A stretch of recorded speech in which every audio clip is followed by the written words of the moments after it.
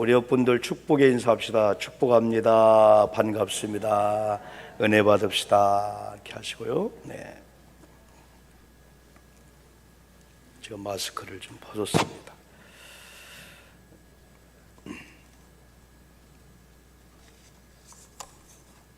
여러분 불편하셔도 이렇게 마스크를 계속 쓰시는 훈련이 돼 있어서 얼마나 감사한지. 예배를 인도하다 보면 이렇게 안경에 김이 서려가지고 얼마나 불편한지 여러분도 그러실 거예요. 그렇지만은 우리가 코로나라는 이 바이러스를 이기는 방역이 많이 있지만은 제일 중요한 게 이게 마스크를 쓴다고 하는 게 중요하다고 봅니다. 우리가 올 한 해의 이 추수감사는 교회마다 막 눈물을 흘리는 것은 아니지만은 어느 해보다도 아주 성경적인 그런 추수감사제라고 하는 의미를 많이 경험합니다. 왜냐하면은 성경적인 그 감사는 조건이 있을 때도 감사지만은 조건이 없어도 감사하거든요. 지난주에도 말씀했지만 우리는 비록 무화과나무, 그렇죠? 비록 내게 소출이 없다 할지라도, 때로는 그렇게 아니하실지라도, 그리 아니하실지라도, 내가 원하는 대로 안 해줄지라도, 이럼에도 불구하고 그래도 감사, 이게 성경적인 이 감사라고 볼 수 있어요. 우리가 전 세계적으로 이제 팬데믹 시대라고 하잖아요. 이건 어느 나라 누구든지 어려움에 예외가 없을 정도로 극심한 어려움을 바로 이렇게 표현해주고 여러분 있습니다. 이럼에도 불구하고 우리가 11월 달 감사의 달을 살았는데 오늘 세 번째 주일 우리 교회가 지키는 이런 추수감사절에 오늘 저는 느헤미야를 통해서 초막절과 추수감사라는 이런 제목으로 같이 말씀을 나누면서 은혜 받기로 원합니다. 오늘 저는 추수감사절의 그 유래를 바로 아는 것이 소중하기 때문에 한번 성경적으로 한번 두 군데 우리가 찾아보려고 합니다. 첫 번째는 성경의 유래가 어디 나오냐면 출애굽기 3장 14절로 17절 말씀에 나옵니다. 여러분 이건 너무나 우리가 감사절기가 되면 설교를 많이 했고 또 이 말씀을 많이 읽었는데 정확하게 출애굽기 3장 14절로 17절에서는 이렇게 규정을 했어요. 이건 하나님께서 규정한 것이고 또 하나님께서 백성들에게 지키라고 약속을 주고 명령을 하신 그 일입니다. 그래서 모든 것이 다 소중하지만은 이 약속을 누가 줬느냐, 또한 이 명령이 누구에게 준 거냐 했을 때 우리는 그걸 소중히 여깁니다. 우리 구원받은 백성들은 언약의 백성이라고 합니다. 지금은 저희들이 이 언약의 백성이라고 하는 이 의미의 소중성을 경험하지만은 언젠가는 진짜 언약의 백성이 이런 주권과 이런 자격과 이런 권리가 있는 귀한 자리였구나, 이걸 우리가 경험하게 될 겁니다. 언약의 백성은 언약을 주시는 주권자이신 하나님과 우리와 관계가 이루어지게 되는 거예요. 그래서 그분은 우리의 아빠 아버지, 하나님 아버지, 우리는 그분의 이 자녀예요. 그래서 언약의 백성들은 언약을 받게 되는 거예요. 그래서 이 명령도 이 규례도 하나님께서 언약의 백성들에게 하나님과 관계가 형성된 저와 여러분에게 특별히 주는 거예요. 부모님의 자녀에게 때로는 말씀을 주잖아요. 그러면 자녀들이 우리 어머님이구나, 우리 아버지구나, 그 관계가 형성될 때 그 말이 받아들여질 수가 있다는 사실이죠. 여기에서 여러분 출애굽기를 통해서 모세를 통해서 너는 매년 3번 내게 절기를 지키라 하면서 15절에서 무교병을 얘기해 주고 있습니다. 무교병은 없을 무자입니다. 떡병자입니다. 누룩이 없는 떡을 먹는 날이다. 이건 유월절을 의미합니다. 이건 출애굽한 날을 기념하라는 거예요. 영적으로 말하면은 저와 여러분들이 어느 날 예수 그리스도를 믿고 구원받은 그 감격의 날을 우리가 기억해요, 지키라는 거죠. 여러 가지 이래 동안 무교병을 먹을지니 이는 그 달에 네가 애굽에서 나왔습니다. 빈손으로 내 앞에 나오지 말라 했습니다. 그 다음에 두 번째는 맥주절을 지키라 할 때 이건 우리가 7월 달 드리는 맥주절 혹은 77절 오순절이라 합니다. 이건 첫 농사, 가나안 땅에 들어가서 첫 번째 농사를 짓고 첫 번째 곡식을 하나님 앞에 첫 열매로 드리는 의미가 이 맥주절의 의미입니다. 그다음에 세 번째가 약속한 명령한 이 절기가 수장절입니다. 수장은 밭에 있는 것을 거두어서 모아서 수장한다. 이걸 추수감사절기라고 합니다. 연말에 밭에서부터 거두어 저장함이라 했을 때 두 가지 의미가 있습니다. 지금 우리는 모두가 다 농사를 짓는 그런 심정으로 직장 생활도 하고, 학생은 학생대로, 주부는 주부대로 나름대로 다 1년 동안 우리가 다 하나님이 맡긴 그것들을 잘 관리하고 농사를 져서 하나님 앞에 보고하는 게 이 감사 보고예요. 이 수장절의 의미는 연종입니다. 이제는 끝난답니다. 더 이상 농사를 질 때가 아니라는 겁니다. 이제는 겨울이 온다는 거예요. 겨울이 지나서 또 파종할 봄이 오는데 이제 끝이라는 거예요. 두 가지 의미가 있습니다. 그 중에 하나가 우리가 한 해의 이런 계절적인 이런 겨울을 우리가 준비하는 그런 일입니다. 그래서 농사를 이렇게 곡식을 거두어서 수장할 때는 겨우내 동안 먹을 거리, 때는 그 중에서 씨를 준비해서 내년에 파종할 거, 얼마나 의미가 있으면 수장절이에요. 그러면서 더 중요한 것은 언젠가 인생의 종말이 온다는 거예요. 아니면은 예수님의 재림이 온다는 거예요. 예수님의 재림할 때 추수하러 오시는 거예요. 그래서 우리가 추수할 때 옛날 키를 가지고 알곡과 쭉정이를 구분하지 않습니까? 여러 가지 기계를 가지고 이 겨는 바람에 날아가게 만들잖아요. 그리고 알곡만 모으잖아요. 예수님께서는 쭉정이와 겨를 모으러 오는 게 아니고 알곡성들을 주님께서 데리러 온다는 거예요. 그래서 이 수장절을 통해서는 겨울이 오겠구나, 그러면서 인생의 겨울이 온다는 거예요. 인생의 겨울은 내가 지금 건강하니까 내일을 약속했어요, 일주일을 약속했어요, 약속이지요. 그러나 우리 인생의 종말은 아무도 모릅니다. 또 예수님의 이 재림도 아무도 모릅니다. 보내시는 하나님만 아신다고 했어요. 그래서 이 추수감사절을 지키면서 진짜 감사한 것은 오늘도 살아있어서 인생의 겨울을 준비할 수 있는 그런 어떤 우리가 한 과정을 밟게 하고, 또 자연적인 이런 겨울을 오기 전에 하나님 앞에 추수감사를 드리면서 그런 바로 의미를 드리는구나, 그런 의미를 오늘 주님께서 말씀해 주고 있고요. 같은 말씀이지만 또 모세는 신명기 16장을 통해서 우리에게 이 규례를 이렇게 얘기해 주고 있습니다. 여러분 말씀을 볼 수 있는데요, 13절로 여러분 17절이 있는데 그 화면 나오죠. 너희 타작마당과 포도주 틀에 소출을 거두어 들인 후에 이래 동안 초막절을 지킬 것이요. 초막절입니다. 초막은 말한 대로 이런 건물이 아니에요. 초막으로, 초막, 풀초, 풀이나 뭐 이런 걸로 진 거예요. 근데 얼마나 초라하고 얼마나 환경이 안 좋겠어요. 비가 오면 비가 셉니다. 쥐가 들어올 수가 있습니다. 그런 안 좋은 초막이지만은 초막집을 짓고 초막절을 지키라는 거예요. 며칠 동안? 이래 동안. 이게 하나님이 정한 기간입니다. 이래 동안 초막절을 지킬 것이요. 절기를 지킬 때는 누가요? 네 자녀와 노비와 네 성중에 거주하는 레위인과 객과 고아와 과부가 함께 즐거워하되, 네 하나님 여호와께서 중요한 게 있습니다. 어디에서요? 택하신 곳에서입니다.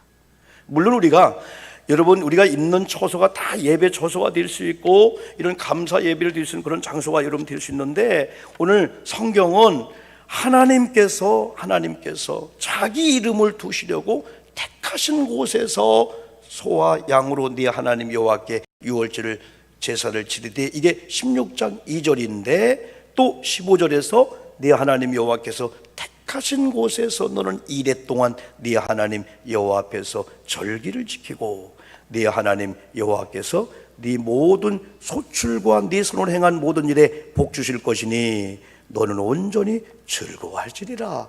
감사제는 즐거움입니다. 감사제, 낙헌제가 있어요. 즐겁게 기쁘게 드리라는 거죠. 너희 가운데 모든 남자는 아까 출애굽기 3장에서 말씀했죠. 1년에 3번 무교절, 77절, 초막절입니다. 무교절은 6월절입니다.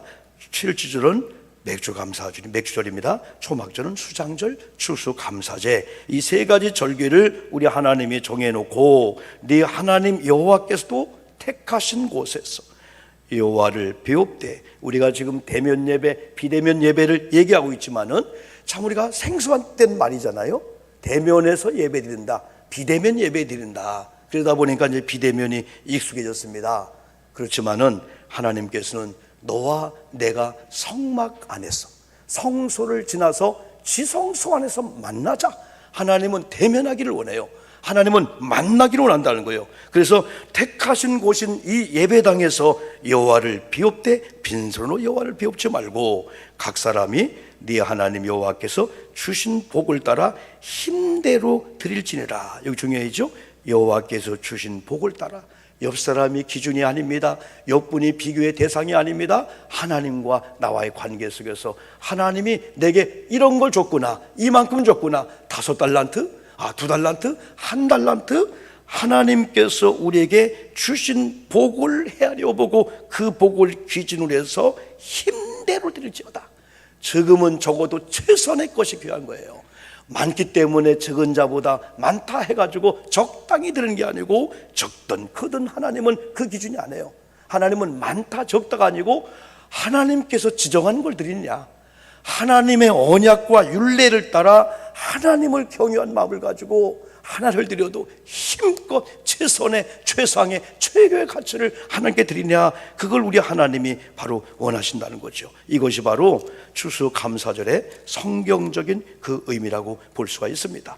그래서 많은 교회가 추수감사주를 지킵니다.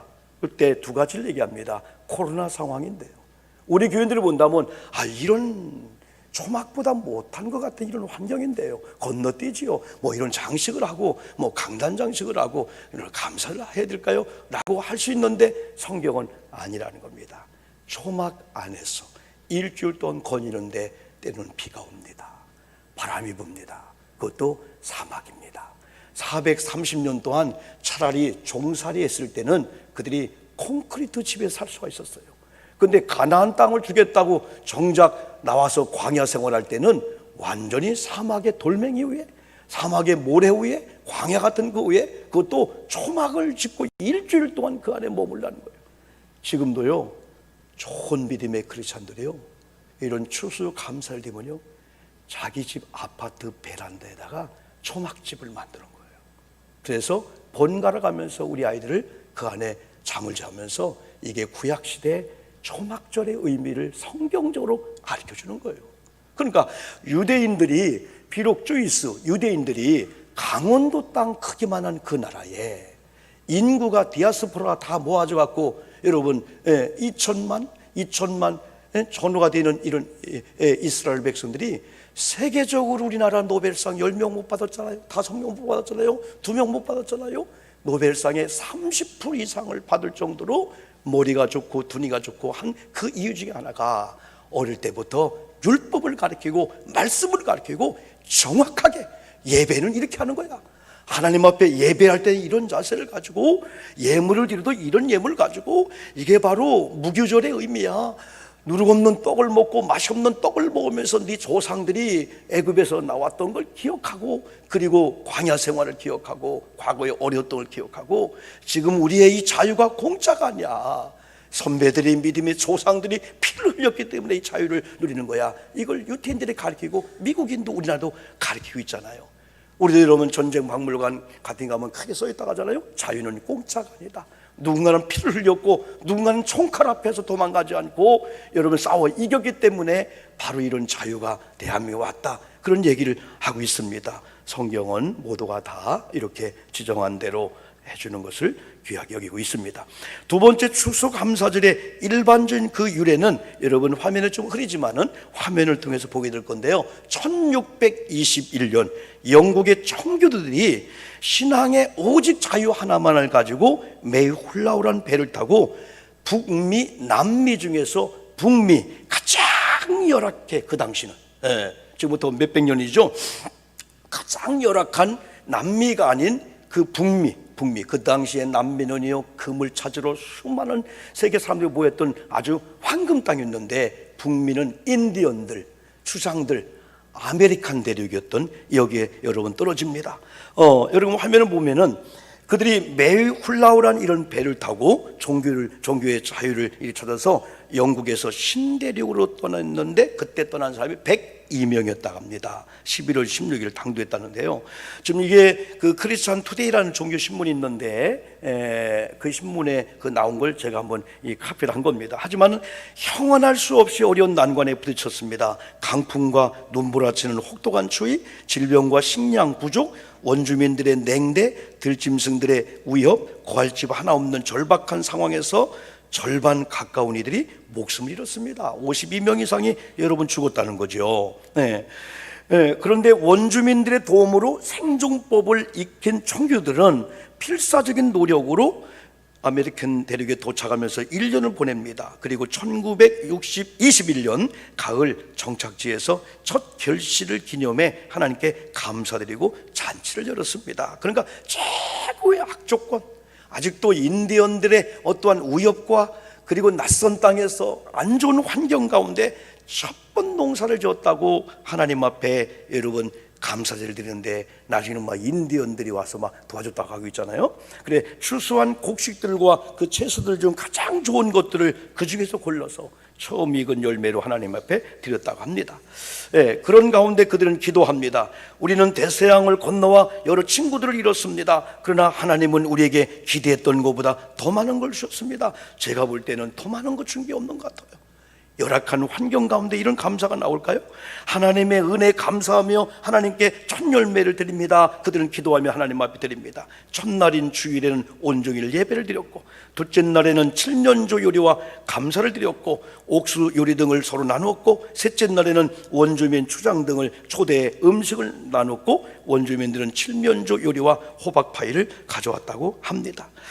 이것이 1623년, 저는 몇 번 여러분 설명했습니다만 참고적으로요, 정착지 플리모스 책임 행정관 윌리엄 그 브래드포드는 추수감사절을 정식으로 공식 선언했다고 합니다. 세월이 흘러서 1789년 미국의 누구죠? 초대 조지 워싱턴 대통령이 이날을 국가기념일로 선포했고, 1863년 우리가 그렇게 존경한다고 하는 미국의 16번째 대통령이었던 링컨 대통령에 의해서 11월 넷째 주 목요일로 통일되면서 한국에선 여러 가지 노트를 통해서 1921년 장로교 감리교 연합 협의회에서 매년 11월 둘째 주일 후 수요일에 기념하기로 결의한 것을 제10회 총회에서 전국교회가 따르기로 했다. 그러면서 대개 이제 우리 달력을 보면은, 우리 신앙의 달력을 보면은 11월 셋째 주 오늘 이제 추수감사절기를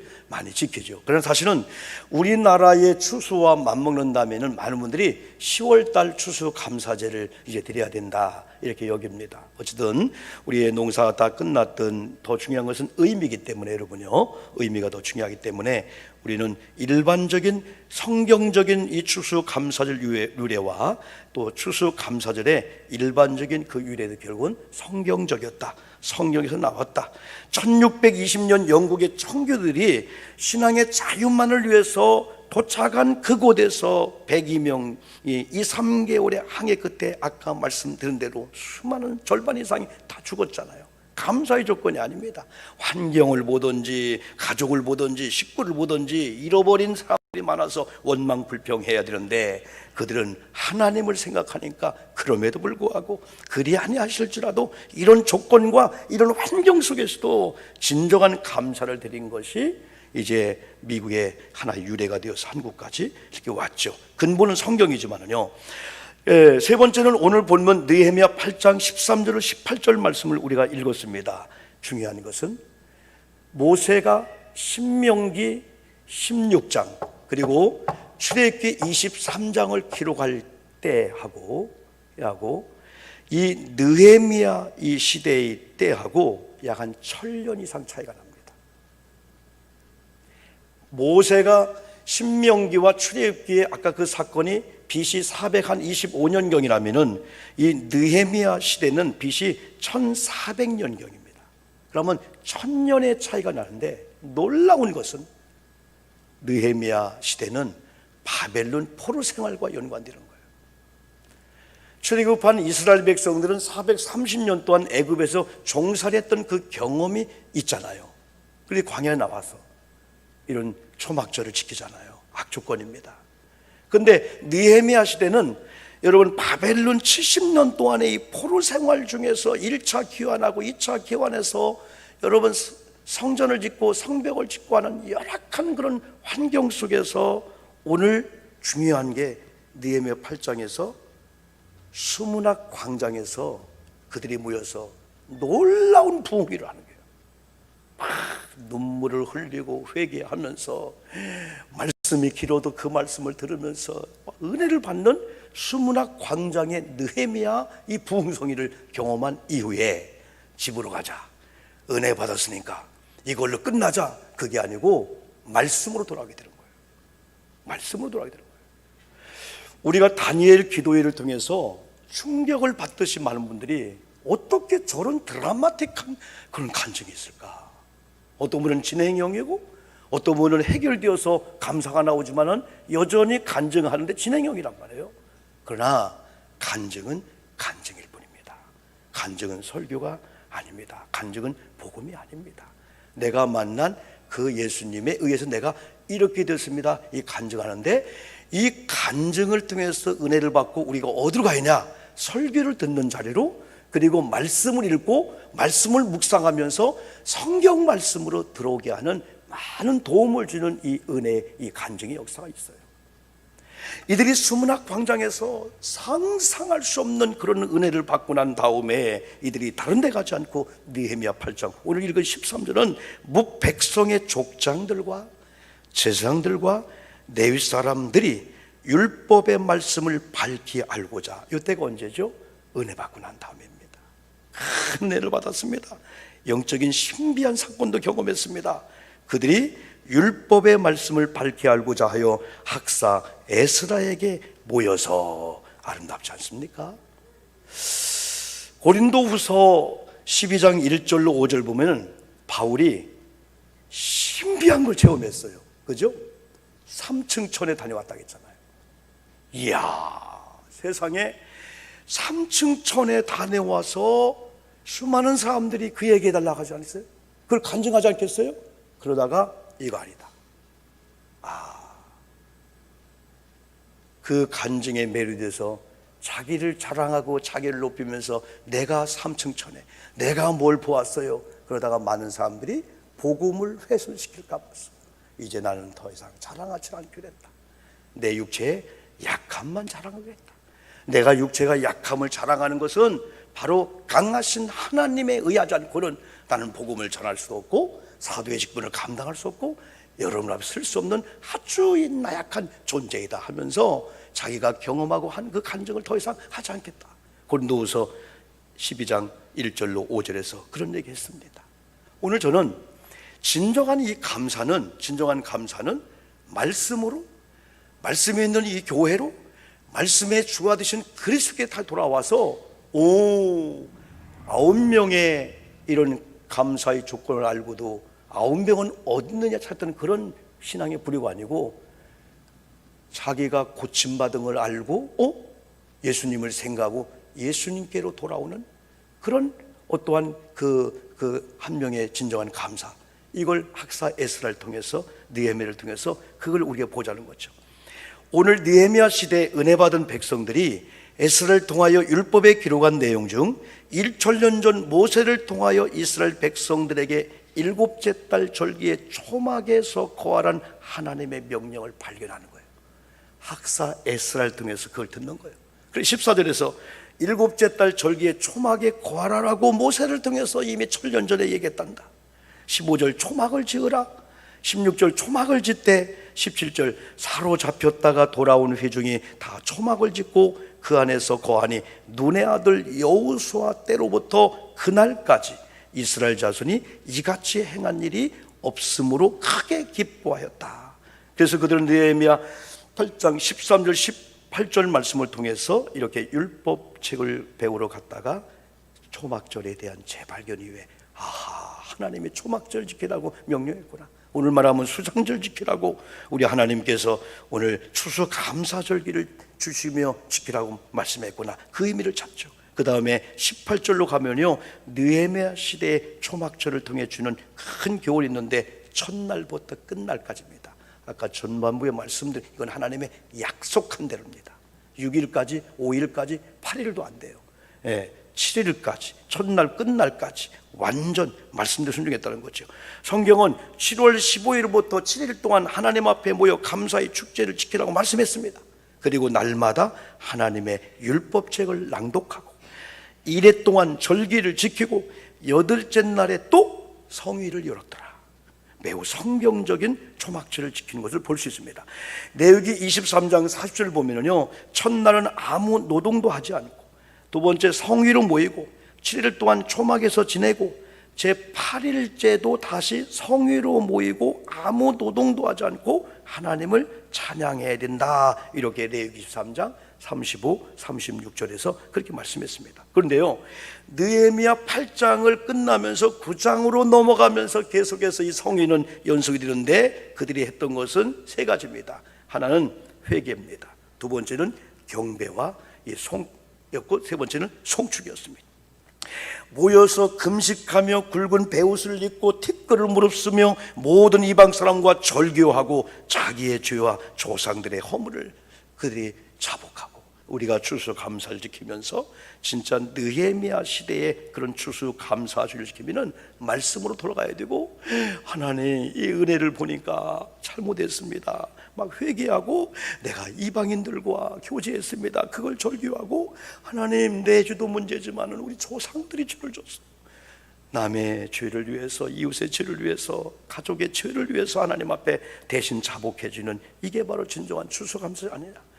느헤미야 9장 3절 5절 6절 보니까 마땅히 일어나 영원부터 영원까지 계신 너희 하나님 여호와를 송축할지어다. 주여 주의 영화로운 이름을 송축할 것은 주의 이름이 존귀하여 모든 송축이나 찬양에서 뛰어납니다. 6절은 이렇게 고백합니다. 오직 주는 여호와시라. 하늘과 하늘들의 하늘과 이루얼 성신과 땅과 땅 위의 만물과 바다와 그 가운데 모든 걸 지으시고 다 보존하시오니 모든 천군이 경배하나이다 하면서 진정한 감사를 하나님 앞에 올립니다. 결론입니다. 오늘 우리가 드리는 추수감사주일과 무엇이 다를까요? 환경이 안 좋다고요.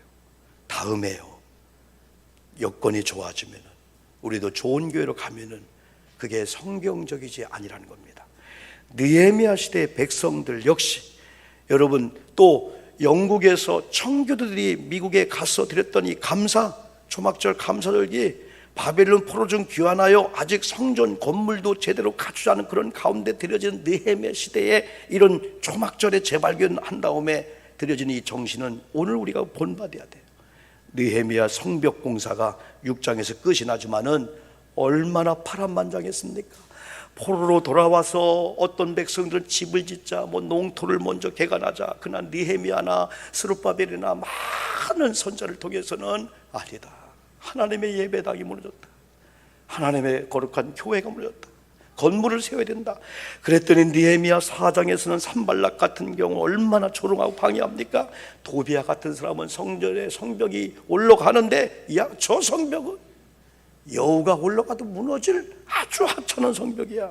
심지어 느헤미야 4장 7절에 보니까 산발락과 도비야와 아라비아 사람들이 서로 짝을 줬어. 하나가 되었어. 암몬 사람들과 아소 사람들이 예루살렘 성이 증수되어 그 허물어진 틈이 메꿔져가 한담을 듣고 심히 분노하여 다 함께 서로 모함하고 서로 꾀하기를 예루살렘으로 가서 치고 그곳을 요란하게 하자. 이런 연합작전을 하면서 반대했던 이 경험을 이들은 갖고 있던 겁니다.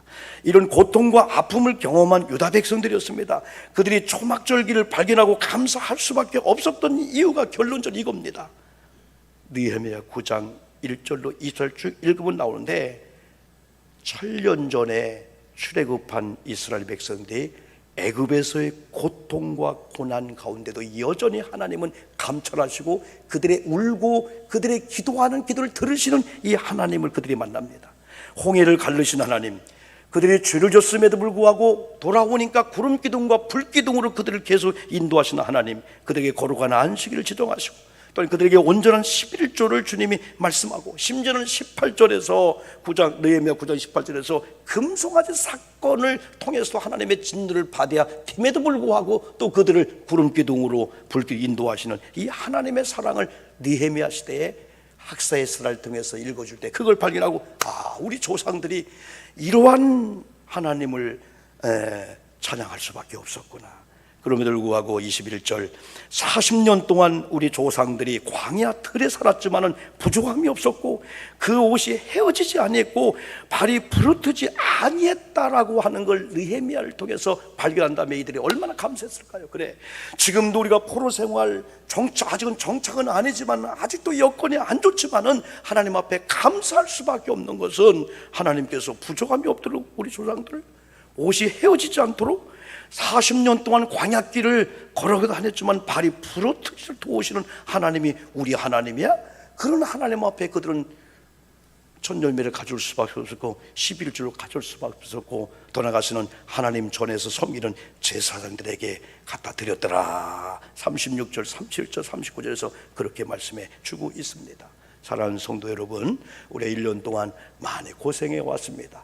나라에 대한 아픔도 있고 여러분 교회에 대한 아픔도 있고 나름대로 개인적으로 아픔들이 많이 있었습니다. 그럼에도 불구하고 결국은 하나님이 여기까지 인도하셨고 또 지금부터 우리 나라나 우리 교회나 우리 앞에 어떤 악조건과 어떤 절망의 절벽이 있다 할지라도 우리 힘으로가 아니고 결국은 하나님의 힘으로 갈 것이기 때문에 너무 우리가 큰 부담과 너무 큰 짐을 진 것처럼 고뇌하지 마시고 조금 하나님께 맡기면서 하나님이 인도하셨고 하나님이 인도할 걸 믿고 조금 맡기고 여러분 추수감사절을 잘 지키면서 겨울을 준비하고 믿음의 행진하기를 주님의 이름으로 축복합니다. 어차피 힘들게 생각해도 살 거지만은 자유롭게 맡기고 여기 있는 우리 아이들이 엄마한테 다 맡기고 그냥 놀 때 놀고 까불고 먹으라면 먹고 교회 가면 교회 가고 하면 행복하듯이 저와 여러분이 이제까지 살아온 것도 하나님의 은혜였고 앞으로 저와 여러분을 우리 교회를 여러분의 환경을 하나님이 어떻게 인도할지는 그분께 맡기면서 다만 그분이 우리 교회에게 저와 여러분에게 역사할 수밖에 없는 말씀으로 기도로 교회 중심으로 우리가 하나님의 그런 은혜의 말씀으로 우리가 들어가서 말씀에 막 좌지우지할 정도로 세상의 뉴스 중요하고 세상의 영향 중요하지만은 잠깐 영향받고 참고하지만은 진짜 생명의 주관자가 되시는 우리 예수님의 말씀에 내가 좌지우지할 거고 그분이 인도하심을 따라 내가 액면 그대로 믿고 내가 한번 따라가는 믿음 생활을 해보리라 이런 마음을 가지고 저도 이번 다니엘 기도회를 통해서요 그동안 성경 읽으면서 진도가 안 나가는 것은 읽다가 은혜가 되면 1시간 동안 1시간 반 동안 막 에버노트에다가 막 글을 쓰면서 설교를 준비하는 거예요. 아니다, 속독도 중요하다 해서 지난 10일부터 하루에 20장씩을 내가 읽겠다. 일단 그냥 읽어야 되겠다 가볍게. 그리고 가급적이면 하루에 66권 중에 한 권을 읽겠다 해가지고 지금 5일째인가요? 5권을 지금 읽고 여러분 있습니다. 여러분 딴 거 없습니다. 말씀으로 들어가시면서 말씀 가운데 이 추수감사의 의미를 알고 잘 지키면은 말씀을 통한 기적을 여러분이 경험하게 될 줄 믿습니다. 통성으로 기도하겠습니다. 말씀 붙잡고 기도하고요. 아픈 분들, 힘들고 어려운 분들 여전히 내가 갖고 있기 때문에 그럴 수 있어요. 하나님 앞에 맡기면서 조금 진리 안에 자유함을 누리는 우리가 됐으면 좋겠어요. 합심해서 여러분 기도합니다. 하나님 감사합니다.